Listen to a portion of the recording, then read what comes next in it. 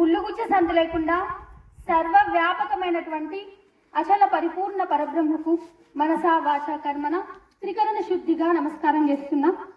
అలాగే నవవిధ భక్తిపూర్వకంగా నవవిధాలు భక్తిని ఆచరించి నా సద్గురు గురుదేవునికి నా మదిలో ఆత్మ శుశ్రూషతో వారికి పాదాభివందనం చేస్తున్నా. అలాగే ఈ సభావేదికపై ఉన్నటువంటి తనదైన నిష్టలో ఉండి తనను తాను తెలుసుకొని తనదైన నిష్టలో ఉండి ఇతరులను గట్టెక్కిస్తున్నటువంటి గురు నిష్ఠాగరిష్ఠులకు నమస్కరిస్తూ, అలాగే తనను తాను తెలుసుకొని తను లేని స్థితికి ఎరికే సాధన దశలో ఉన్నటువంటి సద్భక్తులకు నమస్కారాలు తెలుపుతున్నా. అలాగే నిన్న మొన్న ఉపదేశం తీసుకున్నటువంటి మాంసపిండం నుంచి మంత్రపిండంగా మారినటువంటి కొత్త నూతన శిష్యులకు వాళ్ళకు కూడా నేను నమస్కారం తెలుపుతున్నా. అయితే గురువర్యులు అన్నారు, జనన మరణాలు ఉంటాయా అనే ప్రతి ఒక్కరికి ఈ సంశయం ఉంటుంది. బయట అందరూ అంటే గురువును ఆశ్రయించని వాళ్ళకి జనన మరణం ఉంటుందనే భ్రమలోనే ఉంటారు. ఎవరైతే గురువును ఆశ్రయించి శ్రవణ మన నిధిధ్యాసలు చేసి గురు పాదాలను పట్టుకొని గురు కీలకాన్ని ఎవరైతే ఎరుగుతారో తన లోపల ఉన్న తన స్వరూపాన్ని ఎవరు చూసుకుంటారో వారికి జనన మరణాలు అనేవి ఉండవు. ఎలా అంటే మనం దూరంగా ఉన్నప్పుడు మనకు ఒక రజ్జు సర్ప భ్రాంతి అంటారు, దూరంగా కనిపిస్తుంటారు. ఆ కట్టెనే పాము రూపకంగా కనిపిస్తుంటారు. అయ్యో ఆడ పాము ఉన్నట్టుంది అని ఇక్కడ మనం భయం చెందుతాం. కానీ దాని దగ్గరకు పోయి చూస్తే అది కట్టే, అది పాము కాదు. అందుకంటే మనం ఈ రజ్జు సర్ప భ్రాంతి ఎలా తెలుసుకోవాలంటే గురువును ఆశ్రయించినప్పుడు నీకు జనన మరణాలు ఉన్నాయనే సంశయంతో గురువు దగ్గరికి పోయినప్పుడు గురువు ఏం చేస్తాడు, అరే నాయన అట్లా కాదు, నేను చెప్పిన క్రమ పద్ధతిలో నువ్వు చేస్తే నీ లోపల ఉన్న అసలైన నిన్ను నువ్వు గుర్తెరుగుతావు. గుర్తెరిగినప్పుడు అసలైన నిన్ను నువ్వు ఎలా గుర్తెరుగుతావు, జ్ఞానం అనే విచక్షణతోటి గుర్తెరుగుతావు. ప్రజ్ఞానం అనే విచక్షణతోటి ప్రజ్ఞానం వచ్చినప్పుడు అంతా ఏమనిపిస్తుంది మనకు, అంతా ఏం లేదు, ఈ జనన మరణాలు కూడా లేవనే స్థితికి ఎదుగుతాం. అయితే ఒక విషయం ఏంటంటే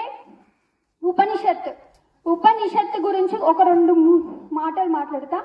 ఉపనిషత్ అంటే ఉప అంటే సమీపంగా, నిషత్ అంటే కూర్చోవడం. మనం కొన్ని వాక్యాలు వింటూ ఉన్నాం, ఉపనిషత్తు, ఉపవాసం, ఉపదేశం, ఉపనయనం, ఇలాంటి కొన్ని వాక్యాలు వింటూ వస్తున్నాం.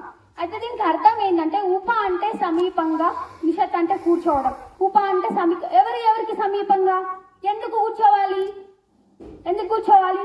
ఒక రహస్యమైన విషయాన్ని చర్చించుకోవడానికి జిజ్ఞాసువైనటువంటి శిష్యుడు, అంటే నేను బ్రహ్మ విద్య తెలుసుకోవాలి, నాకు నిజంగా నేను బతికే ఉన్నానా, నాకు జనన మరణాలు ఉన్నాయా అని తెలుసుకోవడానికి గురువుని ఆశ్రయించి ఏం చేస్తారు, గురువుని ఆశ్రయించి సమీపం పోయి మాట్లాడతారు. ఇది రహస్యం.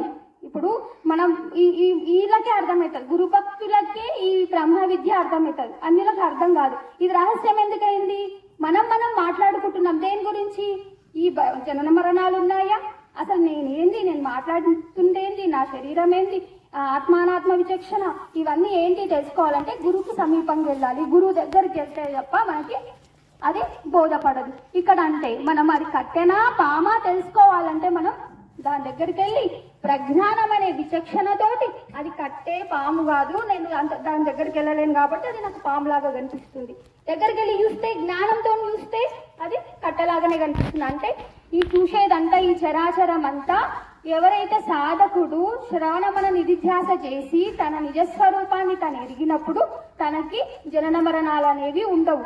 ఎవరికి ఉంటాయి, తన నిజస్వరూపం. గురువును ఆశ్రయించిన గాని సాధన చేయకుండా ఎక్కడేసిన గొంగడు ఆడనే పెడితే వాళ్ళకి జనన మరణాలు ఉంటాయి. ఎందుకంటే సాధన చేస్తే కదా తెలిసేది, పోయి చూస్తేనే కదా తెలిసేది అది పామ కట్టెన, పోయి చూస్తేనే మనకు జనన మరణాలు ఉన్నాయా లేవా అని తెలుస్తుంది.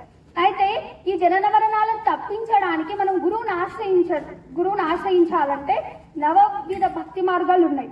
బాహ్య భక్తిని చూసుకున్నట్టయితే ఫస్ట్ 3 రకాల భక్తులు ఉంటాయి. బాహ్య భక్తి, అనన్య భక్తి, ఏకాంత భక్తి అనే 3 విధాలు ఉంటాయి. ఈ 3 భక్తులలో బాహ్య భక్తి అనేది చెప్పుకుందాం. బాహ్య భక్తిలో మళ్ళీ 9 రకాలు ప్రహ్లాదుడు చెప్పిండు. అంటే వీళ్ళు ఉత్తములు, ఎవరైతే